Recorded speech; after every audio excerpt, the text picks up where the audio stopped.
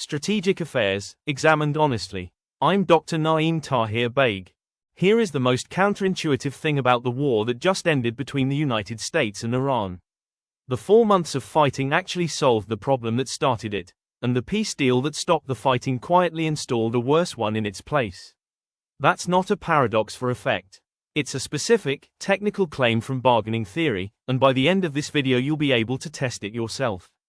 So I'm not going to tell you who won. That framing is a trap.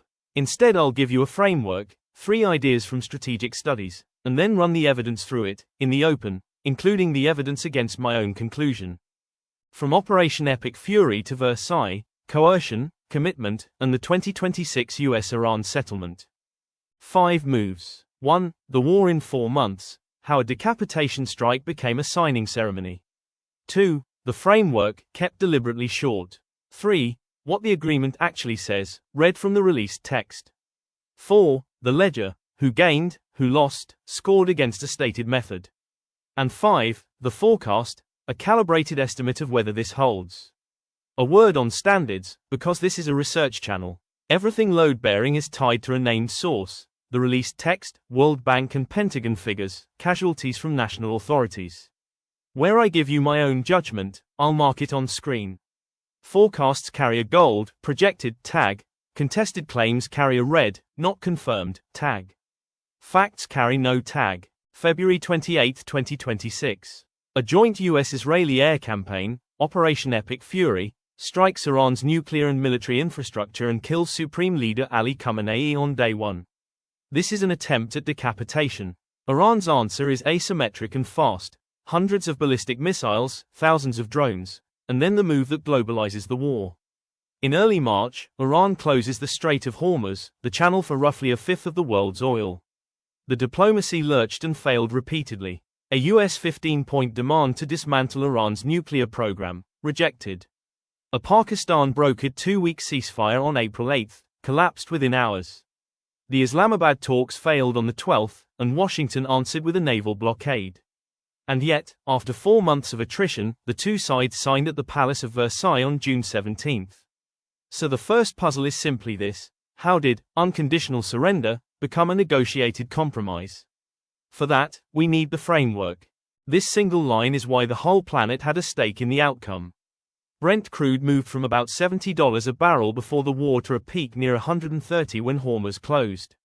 That price spike is the transmission belt. It turned a regional war into everyone's problem, and it gave Washington a domestic clock it couldn't ignore. First idea: there's a difference between stopping someone from acting, deterrence, and forcing them to actively do something, under ongoing pressure, compellence. The United States in 2026 wasn't deterring Iran. It was compelling it: open the strait, give up the weapons program, come to the table, by inflicting and threatening cost. Hold that word, compellence. Second idea, and it's the warning. Coercion works only under demanding conditions. A clear demand, real urgency, pressure that's strong but not so humiliating it threatens regime survival, and, crucially, a credible promise that compliance will actually end the pain. Where the target doubts that promise, coercion buys you only tactical, reversible concessions. Remember that word too, reversible. Third idea, and this is the engine of the whole analysis. War is hugely costly, so there's almost always a deal both sides would prefer to fighting. So why fight? 2 reasons. The information problem. Before a war, each side hides its true strength and bluffs.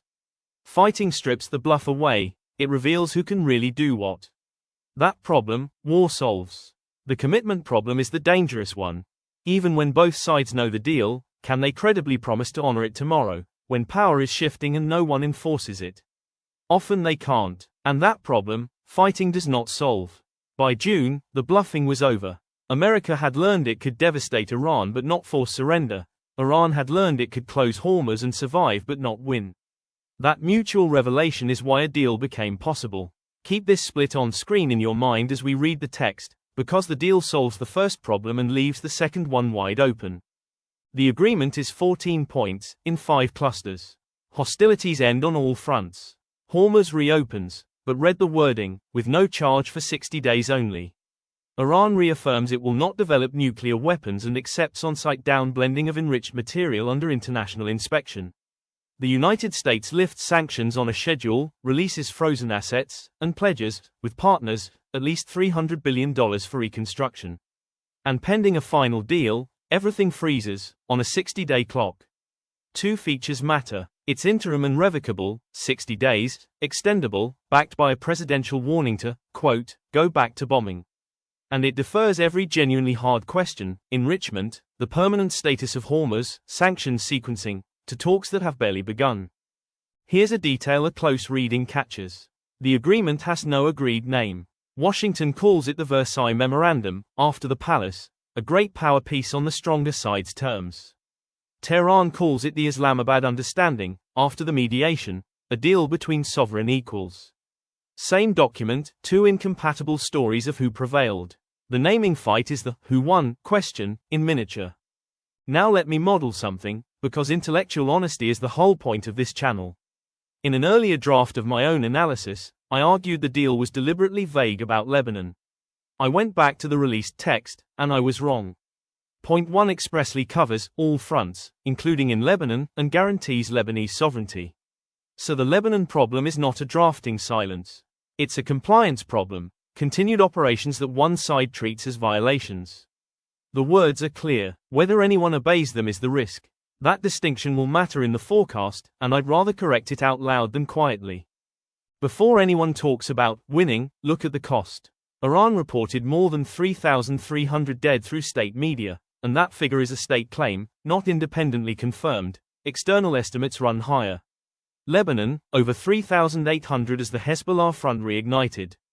The United States, 13 service members. These are reported, contested counts, but the scale is the point. Any claim of victory has to be measured against this. The economics. Moody's Analytics put the cost to U.S. consumers and taxpayers around $132 billion. A single modeled estimate, so treat it as one institution's figure. The Pentagon Comptroller reported $29 billion in military operations as of mid-May, under oath. And the World Bank cut global growth to 2.5%, the weakest since the pandemic. This was expensive for absolutely everyone, which is itself a reason both sides wanted out. So how do I score, who won, without just emoting? 6 dimensions of national power, strategic objectives, economics, domestic legitimacy, regional influence, deterrence, and diplomatic standing. Each scored 0 to 8, where 4 is a wash. And the key rule: I score each side against its own declared war aims, not against an ideal. This is my method. It's on the screen so you can apply it differently and see what changes. Run it. The United States. It got Hormuz reopened, a recommitted no-weapons pledge, and the image of a president who ended a war. But it accepted a deal far short of the dismantlement it demanded, took on a massive reconstruction bill, and, on this reading, dented its own coercive credibility with months of public reversals. Iran. It survived a decapitation strike, kept its enrichment program and a sovereignty claim over Hormuz, and won sanctions relief and reconstruction. But at the cost of devastation, a dead supreme leader, and constraints accepted under duress. My scoring lands at roughly 6 to 5, a narrow US edge. But notice what that really says: neither side won decisively, and both lost more than their own narratives will ever admit. Now I owe you the strongest versions of the views I disagree with. On an Iranian regime analyst's reading, this is a clear victory. Iran 8, the US 3, they absorbed the worst and kept everything that matters. On an Israeli hawk's reading, it's a dangerous half measure. Khamenei dead and capability degraded, but the regime and the enrichment survive, and the deal rewards aggression.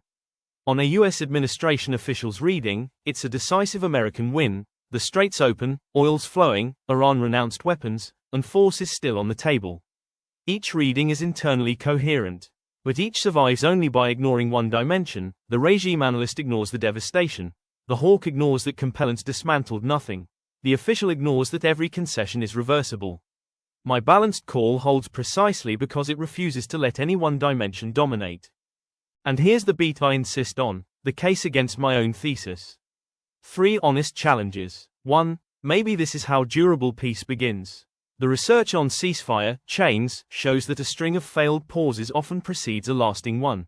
This could be the first link, not a doomed truce. 2. Maybe the commitment problem is overstated here, because both sides now share something rare: a vivid, recent memory of how much the fighting cost. Mutual economic pain can substitute for trust. 3. Maybe I'm anchoring too hard on historical base rates from civil wars, when this is an interstate bargain with great power mediation and a different enforcement structure. I don't think these overturn the conclusion, but if I'm wrong, this is where the error lives. A thesis that can't say where it might break isn't research. It's prophecy. So, does it hold? I'll show the arithmetic, not a gut feeling. Start with history. Roughly 38% of ceasefires from 1950 to 2004 were followed by renewed violence. Individual ceasefire agreements fail at around 80%. Early ceasefires, struck in a conflict's first weeks, are especially fragile. So I anchor each risk driver at a 40% baseline, then adjust up or down for what's specific to this case, with a named reason for each move. Lebanon compliance is the highest risk, because the least bound actor can break it, and we've already seen post-truce strikes, plus 25 points, a band of 55 to 75%. The Hormuz toll dispute, where the text itself says 60 days only, and Iran has signaled it wants fees after 50 to 70. Down the list, each driver adjusted, each reason on the record. Then the aggregation, and this is where most forecasts cheat. I don't multiply these as independent risks, because they're correlated. A Lebanon shock would drag the others with it. So I model the two dominant, most independent drivers, Lebanon and Hormuz, as a correlated pair, and treat the rest as largely conditional on them. The result: some renewed armed exchange within the 60-day window, roughly 55 to 70%, more likely than not. But a return to full-scale war is lower, 20 to 35%, because the economic pain of round one gave everyone a powerful reason for restraint. Most of that risk is limited, single-front incidents, not general war. And because this is research, here's what would prove me wrong: a signed final deal or a consented extension, a funded reconstruction mechanism, and 30 days of quiet on the Lebanon front. Show me those three, and I revise down, on this channel. So, to land it, the Versailles, or Islamabad, memorandum is a real achievement. It stopped a war that was killing thousands and shaking the world economy. That deserves credit, but it is not peace. The fighting solved the information problem. Both sides now know the limits of the other's power. What it left untouched is the commitment problem. Every hard question deferred to a 60-day window, an enforcement mechanism that doesn't exist yet, and a threat to resume bombing standing in for trust. The deal didn't remove the road to war. It paved a smoother one, and started a clock.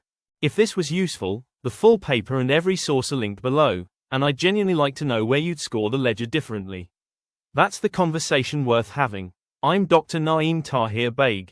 Subscribe for the series.